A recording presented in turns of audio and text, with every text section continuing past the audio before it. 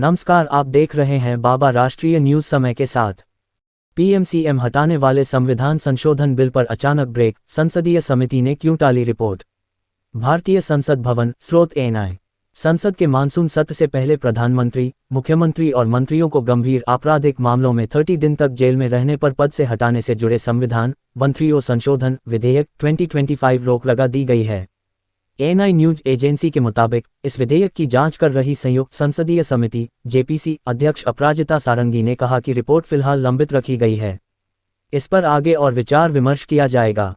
क्या है प्रस्तावित कानून? इस विधेयक का उद्देश्य ऐसा कानूनी ढांचा तैयार करना है जिसके तहत प्रधानमंत्री, मुख्यमंत्री या मंत्री यदि किसी गंभीर आपराधिक मामले में गिरफ्तार होकर 30 दिन तक जेल में रहते हैं और जमानत नहीं मिलती है तो उन्हें पद से हटाया जा सके। जमानत मिलने के बाद उन्हें दोबारा पद संभालने का मौका भी मिल सकता है। समिति ने क्यों टाली रिपोर्ट? संसद समिति की बैठक के दौरान मसौदा रिपोर्ट पर चर्चा शुरू हुई, लेकिन सभी सदस्यों ने माना कि ये कानून दूरगामी प्रभाव वाला है। समिति के सामने 5 प्रमुख सिफारिशें रखी गई थीं, लेकिन इस विषय पर विपक्षी राजनीतिक दलों तथा अन्य हितधारकों से चर्चा जरूरी है।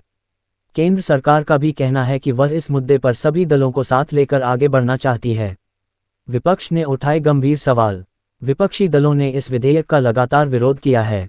विपक्षी सदस्यों का कहना है कि किसी नेता के खिलाफ कार्रवाई का आधार केवल कार्यपालिका एग्जीक्यूटिव नहीं होना चाहिए, बल्कि इसकी शुरुआत न्यायपालिका जुडिशरी की प्रक्रिया से होनी चाहिए।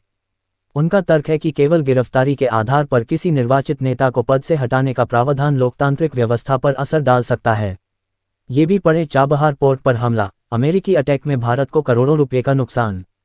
विदेश मंत्रालय ने दी पहली प्रतिक्रिया। मसौदा रिपोर्ट में क्या थी सिफारिशें?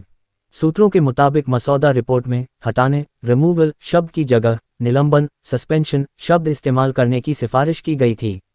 इसके अलावा गंभीर आपराधिक अपराध की स्पष्ट परिभाषा तय करना है। ऐसे मामलों के लिए फास्ट ट्रैक या विशेष अदालत बनाने और आरोपी के बरी होने पर स्वतः बहाली का प्रावधान जोड़ने जैसे सुझाव भी शामिल थे। अमित शाह ने क्या कहा था?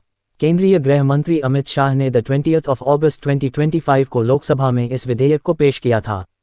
उन्होंने लोकसभा में ये विधेयक पेश करते हुए कहा था कि संविधान निर्माताओं ने ये कल्पना नहीं की थी कि भविष्य में कोई मुख्यमंत्री या मंत्री जेल से सरकार चलाने की स्थिति में होगा।